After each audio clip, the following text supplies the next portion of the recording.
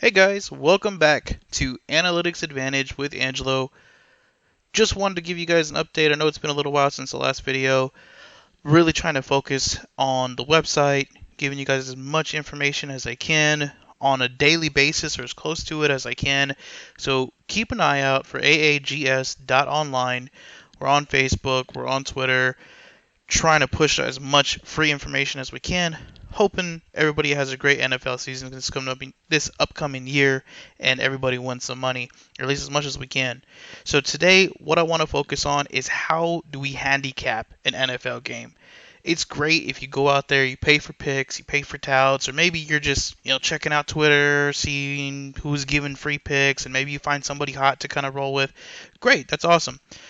The thing is, until you can start handicapping things on your own, and until you know how to do the handicapping, you're really going to be at the mercy of somebody else's day. If they have a great day, you'll be happy. You'll end Sunday night, on a high note. If they have a bad day, you're going to be cussing them out, and you're going to be pissed and not wanting to open up your phone, and it's going to be bad. I've been there. I've tilted. It happens. Let's try to not do it. So, what are we looking for? If you're looking at the screen right now, you are looking at what we call the archaic method, which is really something that was put in place back in the 70s when computers were first coming out. This was the very basic, it's even called, it says on the computer here, rudimentary calculation for how to pick teams or how to pick winners in the NFL. Believe it or not, this actually still gives us winners. You can get about a 60% win rate as far as just strictly picking winners with this calculation. So the calculation, as it reads on here, average points scored plus average points allowed by your opposition divided by the amount of games each team has played. So if you've scored 100 points, if your opponent has also allowed 100 points scored against them, that's 200 divided by, let's say it's 5 games that each team has played, divided by 10. That's going to give us 20. So that's going to be about 20 points for one team. You do the same thing the opposite way. That gives you their projected score. And in a usual year, you would add 3 points. I personally like to add only 1, maybe 2 points if it's like a really specific home advantage, like the Seahawks or something like that, maybe the Chiefs. Other than that, I really try to keep it to just 1. The home team advantage is really not worth 3 points any longer. That's a whole nother story. But again, if you just go strictly off this calculation, you'll notice you pick like 6 out of 10 winners.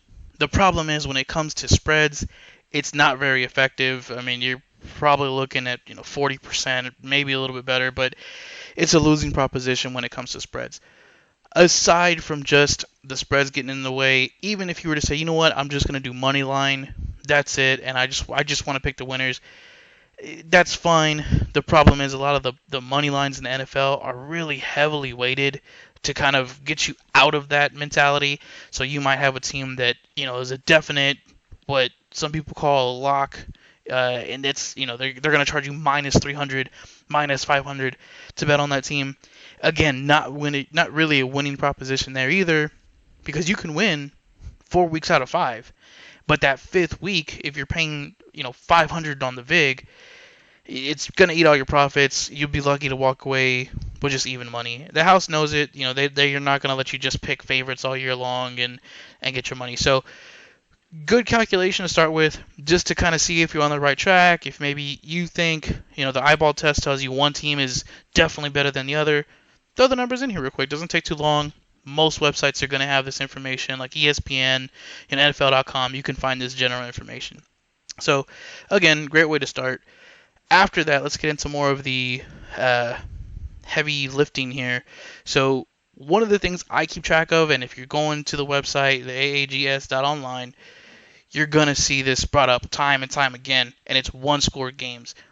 Most, and I say most as in more than 50% of NFL games come down to one possession. So how many times are we, killing ourselves because we need a field goal? We don't need the other team to get a field goal. We're trying to get a first down. Whatever the case is, it comes down to one-score possessions. It's not a really sticky stat. So a lot of teams will be great one year with one-score possessions, and the next year they're just awful. So this is 2019 stats here in front of you.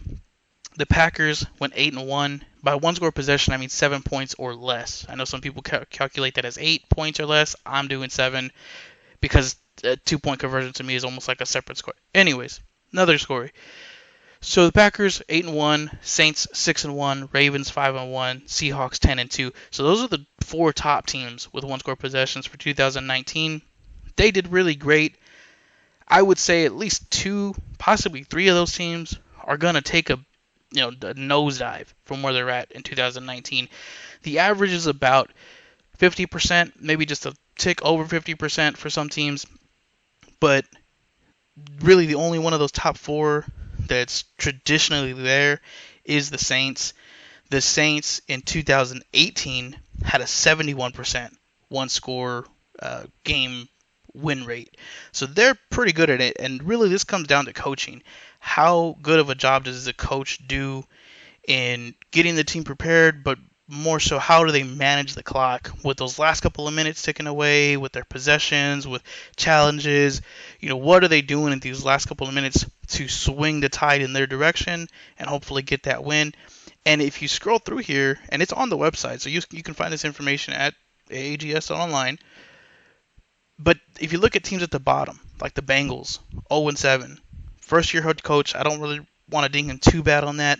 But the Cowboys, 1-6, Jason Garrett, god awful, lost his job.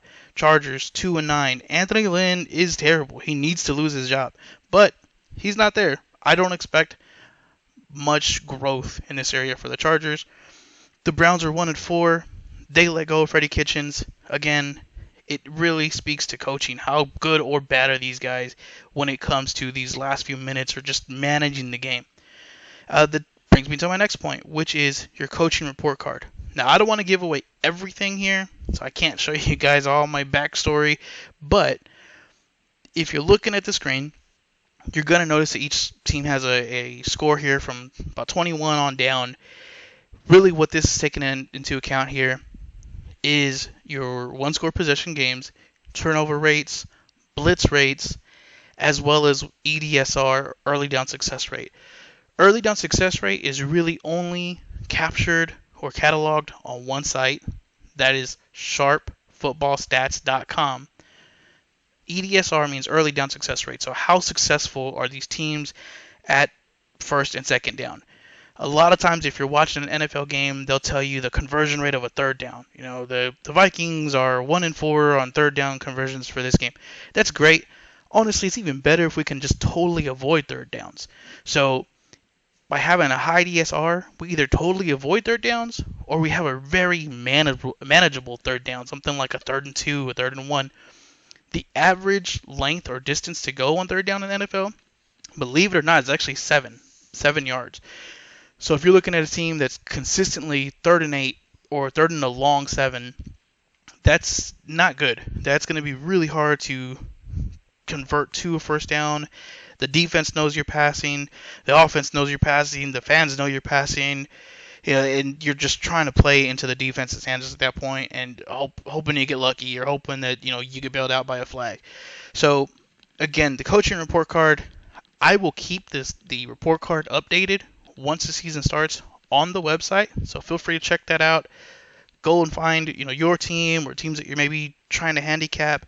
It'll give you kind of a reading on where the coach is at, if he's good or he's bad.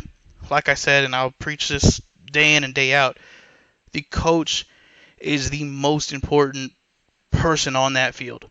The players can only do what the coach asks them to do. So again, just the next piece of handicapping. So the next part here is pace of play. How fast does the team want to go? How slow do they want to go? If you look through this page, and it's on the website, but it's online as well, other places. Pace of play in the NFL. How fast are teams going? How quickly are they running plays? Are they absolutely draining the play clock down to 0, or are they going to no huddle? And this becomes important for a couple of reasons. So one, if you're trying to bet overs and unders, you definitely want a fast team if you're trying to get the over. You want a slow team if you're trying to do the under. Doesn't always work out, but that's at least a starting point.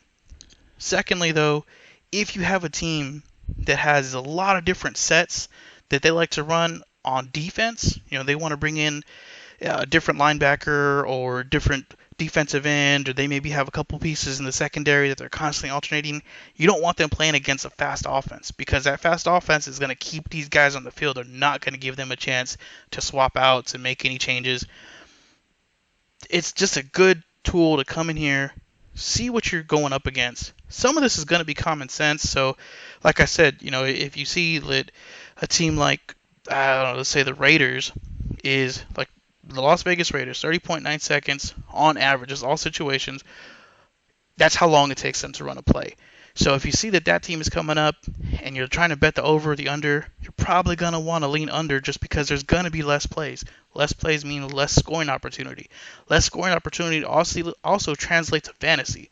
So if you want Josh Jacobs, if you're trying to get Ruggs from the Raiders on your fantasy football team, you're going to really be reliant on touchdowns or some long plays because they're not going to get many opportunities. You're probably going to have less passes and less runs in those games. Next, preseason stats. Not really important for 2020 since we don't have a preseason, but this is where I like to keep track of different teams, how they've done in years prior as far as preseason. And again, this comes back to the coach. If a coach has been in place for 3+ years with a particular team and he's consistently losing or he's consistently winning in the preseason, you know how effectively he is managing his team in the preseason, but also how important the preseason is to him. If you're trying to bet preseason NFL, there's really no handicapping the players. You don't know how long they're going to be in the game or who they're trying out, what plays they're going to run. But you can know if the coach values the win at all during preseason. If he doesn't, it's probably a fade. Next is your differentials and totals. This is not filled out right now because the season has not started. The season, however, will give us obviously scores and it kind of gives us a database to pull from. Let's look at 2019. 2019, I cataloged every game, the score, what the differential was. So Team A beat Team B by 7 points. What the total score was, 13 points for this opening night, which was the Packers versus the Bears, 2019. The total was only 13 points. But again, I do that for every game. At the end of the week, it gives me a mode, or what was the most common differential between two teams. It gives you the average. So on average, how much did Team A beat Team B by? For week 1, it's actually close to about 14 points. So it's a pretty big difference there. Meaning that if you're looking at it week 1 and you see a spread of -9, like right now, the Chiefs versus the Texans for the first day kickoff for the NFL, it's a 10-point line. I'm not really too scared of that, or I'm not going to shy away from that because I know the average differential for week 1 is actually close to about 13, 14 points. Lastly, you have your average total. So the average total, 48.5 points. This might be different this year because of no preseason, limited workouts, all that kind of stuff. That being said, though, if you do this all year, you're going to find some patterns. Like week 2 has an average of about 38, almost 39 points. It's actually the lowest average total for the entire season. That's not just 2019. If I have been doing this for several years, back in 2018, 2017, consistently week 2 is the lowest scoring week of the season. That's usually because players either get injured game 1, they're still banged up from game 1, they haven't really completely climbed into game shape just yet, so they're still kind of, sucking wind and trying to get back into shape. And secondly, there's film now. So whoever you're playing that second week just saw what you did week 1, and there's probably not a lot of changing between week 1 and week 2. So they kind of have a better defensive scheme against you. And then as the season goes on, you can kind of add to your playbook. You be a little bit more diverse with what you're doing. Scores start coming back up. But week 2 is definitely a great week for the under. If you are someone who likes to do parlays, I try to kind of stay away from those. But if you like to do parlays or round robins, week 2, taking a couple unders, not the worst thing in the world you could do. So definitely, try to keep track of this. If you don't have a desktop or a laptop, go out and get one. Go to a pawn shop. It doesn't need to be anything fancy. Get something for $80, $100. Get Excel. Just keep track of these. Keep track of them the entire season. And if you do it, for one season, you'll see how easy and how really, carefree you can be while you're doing it. You're kind of learning a lot, getting to talk football, get more knowledgeable about what's going on. And if you're anything like me, you're gonna start liking it. And as you do that, it just becomes this labor of love, and you get better and better at betting, at fantasy, and just watching the game. It just becomes more entertaining. So definitely go out, put the extra work in. Gambling isn't just, I like the Cowboys, I think they're going to win, or I don't like this team, I like this player. It can be so much more than that. This is how you can gamble long term, you can win long term, and just be a smarter handicapper. Other than that, guys, I think that's about it for today. I did want to thank you for taking the time looking here. Again, the website is aags.online. I give out free picks, I give out free information, and I give out free coaching report cards, free stats, tips, tricks, everything you can think of. So, again, look for me on the website. I'll keep putting out Twitter and Facebook updates. But thank you again. Everybody have a great day. Good luck with your bets, and we'll see you come NFL season.